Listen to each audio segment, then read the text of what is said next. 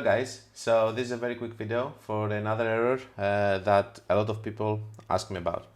When you are within a campaign and we know how much we love as a channel the duplications and relaunching campaigns and everything, so if you want to use one of the ad sets and you duplicate it and then you do a new campaign, let's name this one test one, come on, okay. So when you do that, you're getting two errors, okay? One of them is this, enter bit control or switch the lowest bit strategy, and the other one is this. So the first one is being solved if you do this. If you come and you open your campaign budget optimization, boom, it's gone. And then even if you want to close it and you want to go to your ABO campaign, working like an ABO campaign, it's totally fine.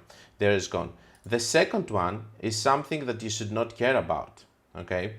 The second one is it's on the ad level, and I can tell you that as soon as you're going to publish your campaign, you will have zero issues with it. Your ads are going to publish no matter what.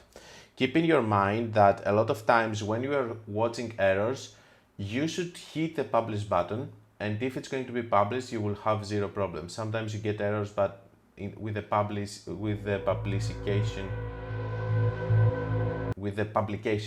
correct,